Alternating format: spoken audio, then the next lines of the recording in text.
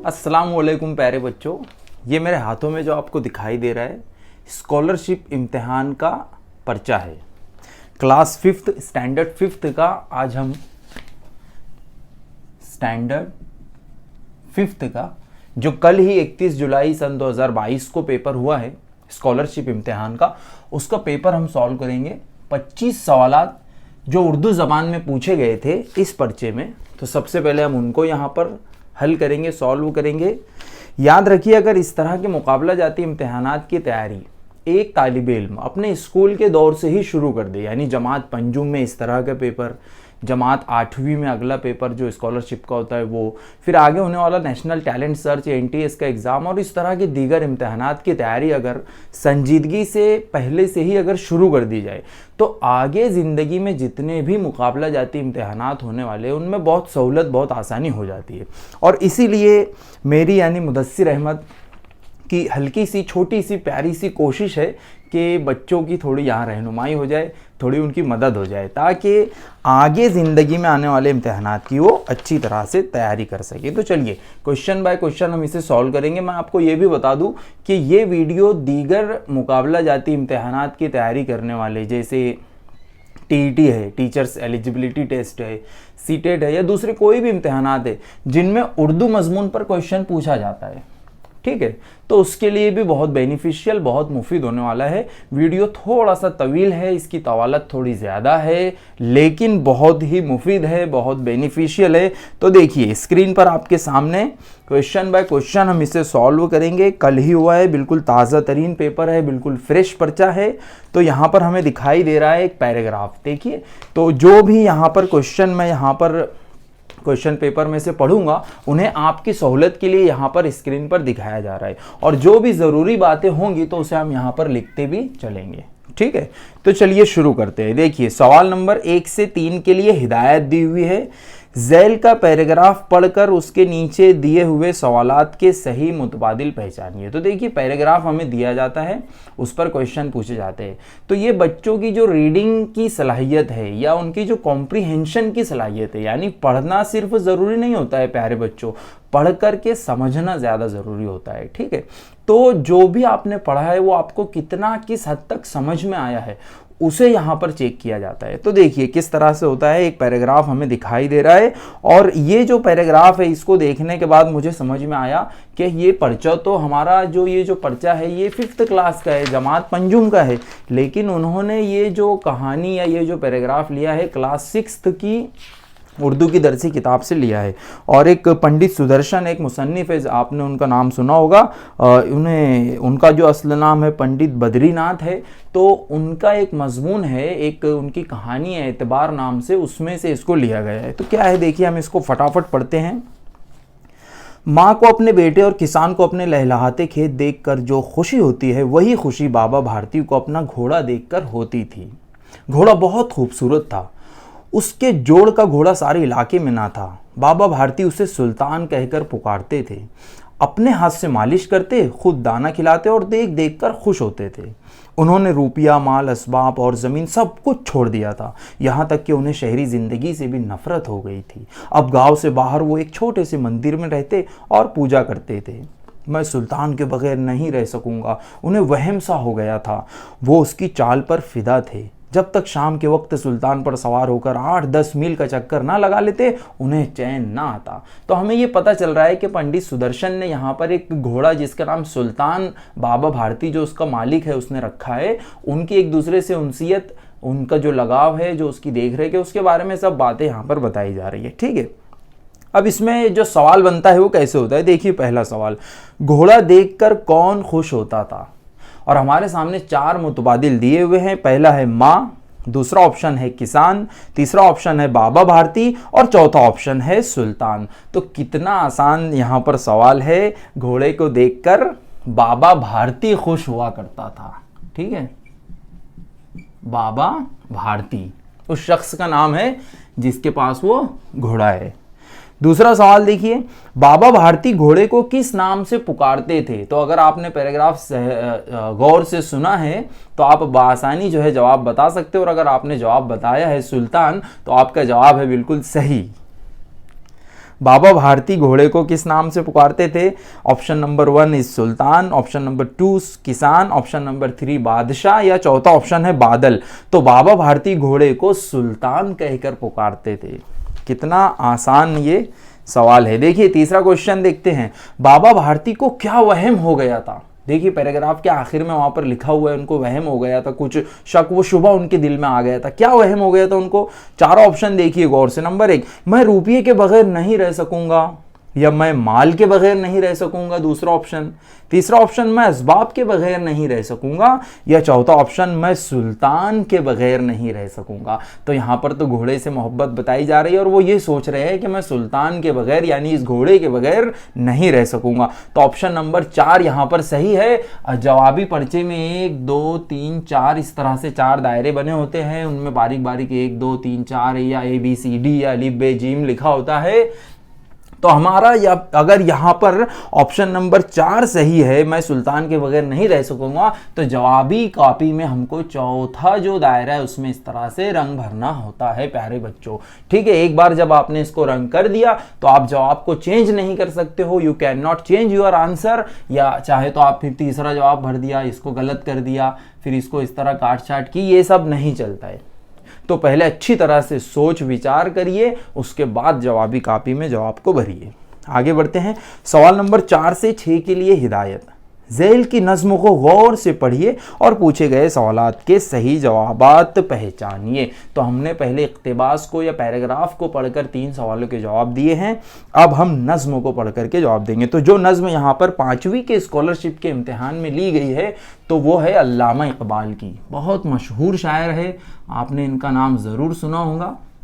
इन्होंने अदब अतफ़ाल बोलते हैं बच्चों के लिए, तिफ़्ल यानी बच्चा, तो बच्चों के लिए बहुत अच्छी अच्छी नज़में लिखी है, कुछ 10-11 नज़में जो बहुत मशहूर है। अगर उन्हें अच्छी तरह से पढ़ लिया जाए तो इस तरह के और दीगर इम्तहानात की तैयारी में वो बहुत मुफीद साबित होता है। उसमें से एक नज़म है, देखते हैं हम उसको।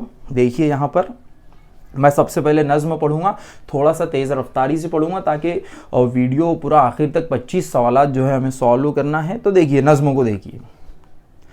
टहनी पे किसी शजर की तन्हा, बुलबुल था कोई उदास बैठा, कहता था कि रात सर पर आई, उड़ने चुगने में दिन गुजारा, पहुंचू किस तरह आशियां तक, हर चीज पे छा गया अंधेरा, सुन के बुलबुल की आहवजारी, जुगनू कोई पास ही से बोला, हाजिर हूँ मदद को जानो दिल से, कीड़ा हूँ अगरचे मैं जरा सा।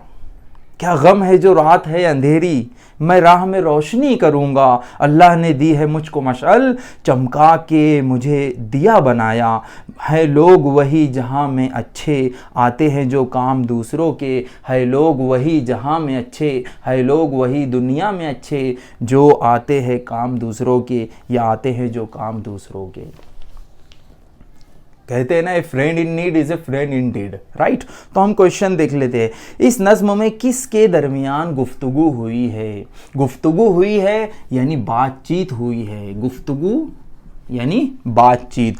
तो टहनी और शजर के दरमियान, या ऑप्शन नंबर 2 देखिए, बुलबुल और जुगनू, बिल्कुल सही, या शजर और बुलबुल, या नंबर 4 जुगनू और कीड़ा। जुगनू और कीड़ा, देखिए कितना आसान है इसको बाहर निकालना। तो ऑप्शन नंबर 2 बुलबुल और जुगनू के दरमियान बात हुई है, ये बिल्कुल सही है। आगे बढ़ते हैं हम। सवाल नंबर 5 जो इसी नज़्म पर मबनी है। बुलबुल की आहवजारी पर मदद के लिए कौन तैयार हुआ? हमने जैसा कि यहाँ पर देखा, बुलबुल जो है बेचैन है, उदास है, परेशान है, और उसकी मदद एक छोटा सा कीड़ा कर रहा है। और हमको उससे अल्लामा इकबाल ये सबक देना चाह रहे हैं कि दुनिया में वही लोग अच्छे हैं जो दूसरों के काम आते हैं। ठीक है, तो बुलबुल की आहवजारी पर मदद के लिए कौन तैयार हुआ? जुगनू, शजर, टहनी या बुलबुल? बिल्कुल सही जवाब है आपका, जुगनू तैयार हुआ। सवाल नंबर 6, इस जहां में अच्छे लोग कौन हैं? जो आहवजारी करते हैं, जो दूसरों के काम नहीं आते, जो आहवजारी नहीं करते, या जो दूसरों के काम आते हैं। तो कुछ बच्चे यहाँ पर ऑप्शन नंबर 3 और 4 में कंफ्यूज हो सकते हैं, क्योंकि जो आहवजारी नहीं करते वो अच्छे, ऐसा उनको लगता है। बहरहाल ऐसा नहीं है। अगर हम नज़्म को गौर से पढ़ें, बगौर मुतालिया करें, तो हमें पता चलता है कि ऑप्शन नंबर 4 जो दूसरों के काम आते हैं, इस जहां में वही अच्छे लोग हैं। ठीक है। 7वां सवाल देखिए, दर्ज झैल मुतबादिल में से मोनस लफ्ज की शनाख्त कीजिए। देखिए प्यारे बच्चों, तज़कीर और तानीस अगर आपको नहीं पता है तो देखिए उर्दू में होता है मुज़क्कर और मोनस। एकदम आम जबान में अगर मैं आपको समझाऊं तो मुज़क्कर यानी कि लड़का, मोनस यानी लड़की। जैसे आदमी, औरत, बच्चा, बच्ची, तालिब इल्म, तालिबा, समझ रहे हो आप। तो मुज़क्कर और मोनस यही होता है। तो यहाँ पर कुछ हमें 4 मुतबादिल दिए हुए हैं और उसमें हमें मोनस लफ्ज़ पहचानना है, ठीक है। बादशाह तो ये मुज़क्कर है। अदाकारा, अदाकारा एक लफ्ज़ है यानी एक्ट्रेस, तो ये मोनस लफ्ज़ है, इसका मुज़क्कर होता है अदाकार। नंबर 3 शहंशाह, ये भी मुज़क्कर है। शहजादा ये भी मुज़क्कर है। तो ऑप्शन में 3 मुज़क्कर लफ्ज़ है और 1 मोनस है और हमको मोनस पहचानना था, तो ऑप्शन नंबर 2 अदाकारा यहाँ पर जवाब सही रहेगा। सवाल नंबर 8, ज़ैल के जुमले में से फेल पहचानिए। अब हमें फेल पहचानना है। फेल, फेल का मतलब होता है वर्ब, इसे हिंदी में हम क्रिया कहेंगे। फेल यानी वर्ब यानी ऐसा लफ्ज़ जिससे कोई काम होने का पता चलता हो, जैसे पढ़ाना, बोलना, आप देख रहे हो तो देखना, आप सुन भी रहे हो तो सुनना, ये सारे वर्ब है, ये सारे फेल है, काम है। तो इस जुमले में हमको फेल बताना है। गाय घास खाती है। खाती, घास, गाय और है, तो इसमें फेल बहुत आसान है बताना।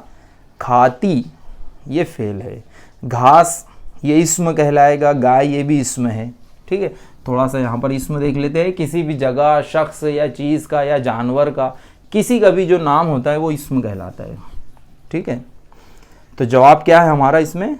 ऑप्शन नंबर 1 खाती, ये फेल है या वर्ब है। सवाल नंबर 9, गलत जोड़ी मुतबादिल में से पहचानिए। अब कैसे हम पहचानेंगे सही जोड़ी और कैसे हम पहचानेंगे गलत जोड़ी, दोनों को हम यहां एट ए टाइम देख लेते हैं। ऑप्शन नंबर 1 है किताब, कुतुब उसके साथ लिखा हुआ है। नंबर 2 खबर, अखबार। नंबर 3 दलील, अदलाल। और नंबर 4 जहन, अजहान। तो ये पढ़ने के बाद आपको फ़ौरन क्लिक होना चाहिए, यानी फ़ौरन समझ में आना चाहिए कि ये जो सवाल है ये वाहिद और जमा का है, सिंगुलर और प्लूरल का है, एक वचन और अनेक वचन का है। किताब एक लफ्ज़ लिखा है, एक अगर है वाहिद है तो किताब कहते हैं, अगर ज़्यादा है तो कुतुब कहते हैं, कुतुब खाना आपने ज़रूर सुना होगा। खबर तो ये वाहिद है, उसकी जमा है अखबार। इसी तरह से ऑप्शन नंबर 4 पहले देखिए, जहन एक लफ्ज़ होता है उर्दू में, उसकी जमा होती है अजहान। तो ऑप्शन नंबर 1, 2 और 4 ये बिल्कुल सही है, यानी वाहिद है और उनकी जमा साथ में लिखी हुई है, जो कि बिल्कुल सही है प्यारे बच्चों। लेकिन ऑप्शन नंबर 3 देखिए, वहां पर लिखा है दलील और उसकी जमा वो बता रहा है अदलाल। तो दलील ये जो लफ्ज़ है यानी कोई सबूत या जिससे किसी काम के होने का जो है अंदाज़ा होता है, वो शय जिसका इल्म दूसरी शय के इल्म का सबब या वजह या अलामत हो, यानी कि सबूत आम ज़बान में हम कहते हैं दलील को। तो दलील की जमा क्या है? अदलाल है? बिल्कुल भी नहीं। अदलाल एक अलग लफ्ज़ है। अदलाल का मतलब होता है मगरूर होना, नाज़ो नखरे करना, नाटक करना, वो उसको हम अदलाल कहेंगे। तो दलील की जमा होता है दलाइल। दलील इस लफ्ज़ की जमा है दलाइल, ठीक है। तो यहाँ पर हमें गलत जोड़ी पहचानना था, तो गलत जोड़ी है ऑप्शन नंबर 3 9वें सवाल का, जिसे आप यहाँ पर देख रहे हो स्क्रीन पर। सवाल नंबर 10 देखिए, ज़माने माजी जाहिर करने वाला मुतबादिल पहचानिए। 3 ज़माने होते हैं प्यारे बच्चों, एक होता है ज़माने हाल, एक होता है ज़माने माजी और एक होता है ज़माने मुस्तकबिल। ज़माने हाल यानी जो अभी शुरू है, एज यू आर वॉचिंग, अभी आप देख रहे हो, तो ये ज़माने हाल है, प्रेजेंट टेंस है। ज़माने माजी जो आपने इससे पहले किया है, सुबह आपने चाय पी तो ये ज़माने माजी हो गया। कल आप स्कूल गए थे, ये ज़माने माजी हो गया, ठीक है। ज़माने मुस्तकबिल यानी फ्यूचर, यानी जो आने वाला है, कल मंगल है, ठीक है। तो ये जो भी कल होने वाला है, जो भी आप आगे करने वाले हो, वो मुस्तकबिल होता है। तो हमको यहाँ पर ज़माना माजी जाहिर करने वाला मुतबादिल पहचानना है। पहला ऑप्शन है अकबर रोता है, दूसरा है अकबर रो रहा है, तीसरा है अकबर रोने वाला है, चौथा है अकबर रोता था। तो बहुत आसान है, ज़माना माजी यानी पास्ट टेंस, भूतकाल जो पहले गुजर गया है, अकबर रोता था यानी अकबर पहले रोता था, ऐसी बात है। तो ऑप्शन नंबर 4 यहां पर ज़माना माजी की मिसाल है। 11वां सवाल देखते हैं हम लोग। 11वां सवाल, सवाल नंबर 11।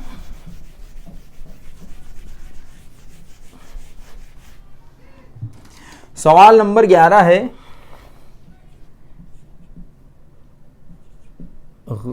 अलिफ नून अलिफ दाल। ये प्यारे बच्चों, इससे ये यहां पर जो लिखा है, छोटी ये है और स है, ग अ न अ द ल और यो, इससे आपको इन हर्फों का इस्तेमाल करके एक नाम बनाइए और बताइए उसका दरमियानी हर्फ क्या है। तो मैंने सोचा कि इसको थोड़ा अच्छी तरह से आपके सामने पेश किया जाए। तो देखिए स्क्रीन पर एक लफ्ज बना हुआ आपको दिखाई दे रहा है। प्यारे दोस्तों, दिखाई दिया आपको वो लफ्ज? Very nice, very good. और उस लफ्ज का दरमियानी लफ्ज क्या है, अब आप मुझे बताइए। बताइए, इस तरह से हम थोड़ा सा चेंज करते हैं, यहां पर थोड़ा चेंज करके इसको पढ़ते हैं। दरमियानी हर्फ, दरमियानी हर्फ क्या है बताइए। बिल्कुल सही जवाब, वेरी गुड, वेरी नाइस। तो इसका जवाब आपको ही जो है बताना था, मेरा मकसद वही था। तो देखिए स्क्रीन पर जवाब आ गया है। अब हम आगे बढ़ते हैं। सवाल नंबर 12, इमला के लिहाज से गलत मुतबादिल पहचानिए। इमला के लिहाज से हमें गलत मुतबादिल पहचानना है। पहला लिखा हुआ है संग मरमर, देखिए उसे। नंबर 2 है आब जमजम। नंबर 3 है, क्या पढ़ते हैं उसको, हिजर अस्वद या हजर अस्वद? ठीक है, हजर अस्वद। नंबर 4 लख्त जिगर।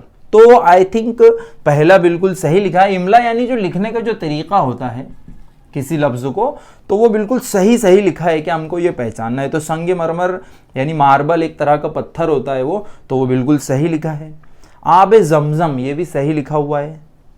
और उसके बाद जो है हजर अस्वद, ये गलत लिखा हुआ है प्यारे दोस्तों। इस तरह से लिखेंगे हम, ठीक है। तो ये हो जाता है सही। इसका मतलब होता है, ये जो लफ्ज है इसका मतलब होता है पत्थर। आपने हिजरी दौर जरूर सुना होगा, पत्थर का जमाना, ठीक है। तो हजर अस्वद या हिजर अस्वद जो है इसका मतलब होता है पत्थर, स्टोन, ब्लैक पत्थर, काला एक पत्थर है काबे के पास में, उसको हम कहते हैं। तो वहां पर वो गलत लिखा है। उसके बाद है लख्त जिगर, तो उसे आप लिखा हुआ देख रहे हो, वो सही सही लिखा है, ठीक है। तो हमने 12 सवाल सॉल्व कर लिए हैं। नंबर 13 देखिए, काम आना इस मुहावरे का मतलब मुतबादिल में से तलाश कीजिए। अच्छा, वहां पर एक सवाल और पैदा हो सकता है कि सवाल नंबर 12 में जो इस तरह से हिजर लिखा हुआ है, इसका मतलब क्या है? ये हिजर का मतलब होता है जुदाई, किसी से दूर हो जाना, जुदा हो जाना, ठीक है। और ये जो हजर है, हिजर है, वॉटेवर उसका प्रोनाउंसिएशन जो है, तो उसका मतलब होता है पत्थर। दोनों का मैंने आपको यहां पर बता दिया हूं, ठीक है। सवाल नंबर 13 देखिए, काम आना इस मुहावरे का मतलब मुतबादिल में से तलाश कीजिए। मेहनत करना, मदद करना, काम करना या कोशिश करना। काम आना बहुत आसान है, इसका मतलब है मदद करना। काम आना यानी किसी की मदद करना। नंबर 14, मंदरजा झैल कहावत मुकम्मल कीजिए। जादू वही जो खाली जगह, जादू वही जो तमाशा दिखाए, जादू वही जो असर दिखाए, जादू वही जो आदमी को मारे, जादू वही जो सर चढ़कर बोले। तो ऑप्शन नंबर 4 यहां पर सही है प्यारे दोस्तों, जादू वही जो सर चढ़कर बोले। जादू वही जो सर चढ़कर बोले, ठीक है। नेक्स्ट देखते हैं हम लोग। सवाल नंबर 15 से 17 के लिए हिदायत लिखी है कुछ। मंदरजे झैल मरबूत पैराग्राफ पर मबनी जुमले मुनासिब मुतबादिल के जरिए मुकम्मल कीजिए। देखिए मरबूत पैराग्राफ क्या होता है? मरबूत पैराग्राफ, इसमें 2-3 जुमले हमें 2-3 सवालात में दिए हुए होते हैं और उनको मिलाकर एक पैराग्राफ बनता है और हमको बामानी उसमें से 4 मुतबादिल में से जो ज्यादा सही मुतबादिल होता है उसे पहचानना होता है। ठीक है, तो सवाल नंबर 15 में एक जुमला लिखा होगा, सवाल नंबर 16 में एक जुमला लिखा होगा और सवाल नंबर 17 में एक जुमला लिखा होगा और वो तीनों एक दूसरे से इंटरलिंक्ड है, कनेक्टेड है, मरबूत है, जुड़े हुए हैं। ठीक है, तो सवाल नंबर 15 में जो जुमला पहला जुमला है उसे देखिए। कौमी मुकाबलों के मुख्तलिफ खेलों के लिए खाली जगह सजाए गए। मेरे प्यारे दोस्तों, मेरे प्यारे बच्चों, जब भी आप मरबूत जुमले का पैराग्राफ, मरबूत पैराग्राफ जब भी हल करो तो बहुत ध्यान से पहला जुमला पढ़ना चाहिए, क्योंकि उसी पर डिपेंड जो है दूसरा भी जुमला होता है और तीसरा भी होता है। तो पहला जुमला अगर हम ध्यान से पढ़े तो हमें पता चलता है कि नेशनल मुकाबले, कौमी मुकाबलों की बात हो रही है जो मुल्की सतह पर होते हैं। ठीक है, मुकाबले 2-3 तरह के हो सकते हैं। कौमी मुकाबला हो सकता है जो पूरे मुल्क की, पूरे देश की सतह पर होता है। एक रियासती मुकाबला हो सकता है जो हमारी सिर्फ रियासत की सतह पर होगा। जिलाई सतह पर अलग होता है। तो अलग अलग लेवल पर, अलग अलग सतह पर मुकाबले ऑर्गेनाइज किए जाते हैं। तो ये कौमी मुकाबले की बात चल रही है, नेशनल मुकाबले की बात चल रही है। कौमी मुकाबलों के मुख्तलिफ खेलों के लिए खाली जगह सजाए गए। क्या सजाए गए? मैदान सजाए गए, पिंडाल सजाए गए, नंबर 3 मंडप सजाए गए या रास्ते सजाए गए। बताइए, आप पहले इसका गेस करिए, क्या आपको सही लग रहा है?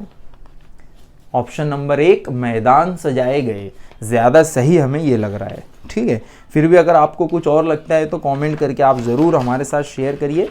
आई थिंक मैदान हो सकता है। नंबर 16 देखिए, इन मुकाबलों में हर खाली जगह से खिलाड़ियों ने हिस्सा लिया। अब क्योंकि ये कौमी मुकाबले हैं तो हर कहाँ से लोग हिस्सा लेंगे इसमें? हर गांव से, हर ज़िले से, हर रियासत से, हर मुल्क से। तो इसमें ज़्यादा सही ऑप्शन जो लग रहा है तीसरा होना चाहिए, हर रियासत से, क्योंकि ये कौमी मुकाबले हैं, नेशनल गेम्स की बात हो रही है। अगर ये बैनुल अक़वामी होते तो फिर अलग अलग मुल्क से लोग हिस्सा लेते, जो फिर पूरे आलम के, पूरी दुनिया की सतह पर होते हैं, जैसे ओलंपिक मुकाबले।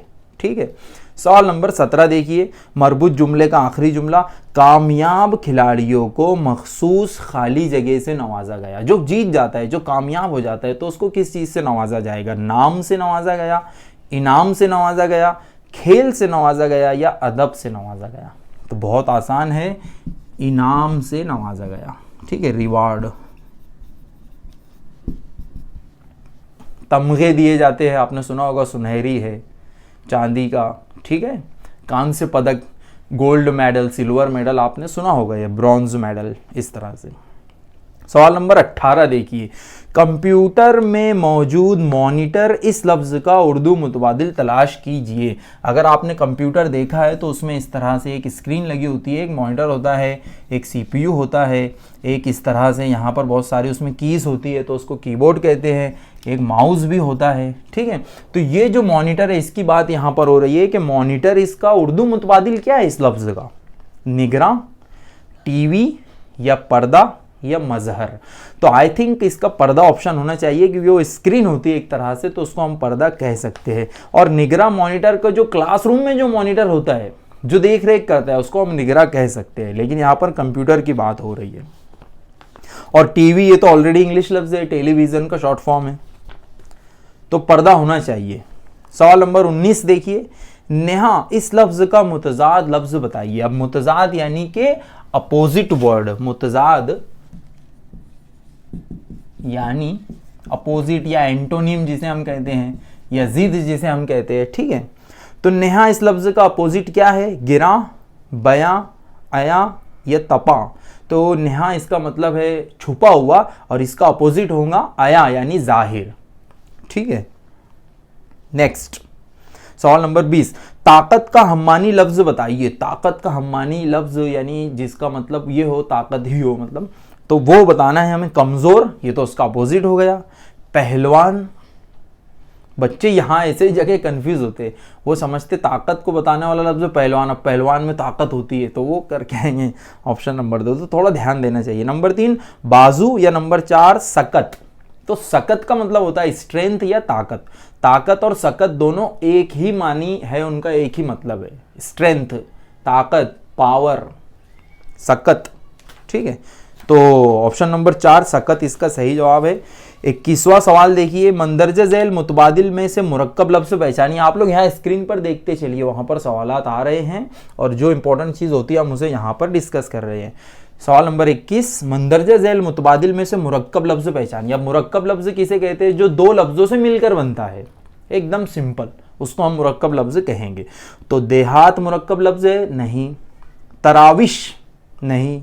नौ सिंगार, तो नौ और सिंगार, नौ यानी नया, सिंगार यानी उसका जो मेकअप है, नया मेकअप, तो ये दो लफ्ज़ों को मिलकर बना है, तो नौ सिंगार एक मुरक्कब लफ्ज़ हो गया, ठीक है। और गुंचा, देखिए मैं यहां पर जो है लिखकर आपको बता देता हूं। नौ से हम और भी कोई लफ्ज़ तैयार कर सकते हैं। वैसे देखिए, नौ जमा सिंगार, तो ये बना नौ सिंगार। नौ आबादियात, आपने सुना होगा, नई जगह पे न्यू कॉलोनीज बचती है तो उसको हम नौ आबादियात कहते हैं प्यारे दोस्तों। नौ से और भी कोई लफ्ज़ अगर आपके जहन में आ रहा है तो शेयर करिए हमारे साथ, कमेंट करिए। नौ सिंगार ये जो लफ्ज़ है ये मुरक्कब लफ्ज़ है। उसके बाद नंबर 22, घोड़े के रहने की जगह को खाली जगह कहते हैं बाड़ा, अस्तबल, गवल या बारक। एकदम आसान है, घोड़े की रहने की जगह को अस्तबल कहते हैं। नंबर 23, पाठा ये किस जानवर के बच्चे का नाम है? तो हमें जानवरों के नाम तो पता होते हैं प्यारे दोस्तों, लेकिन उनके बच्चों के नाम हम जनरली याद नहीं रख पाते, तो उसे याद रखना चाहिए।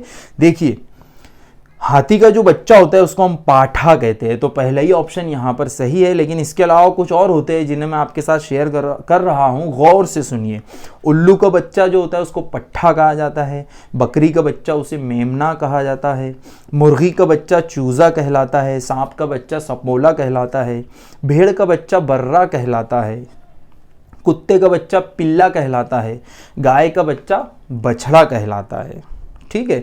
तो पाठा ये हाथी के बच्चे को हम कहते हैं पाठा,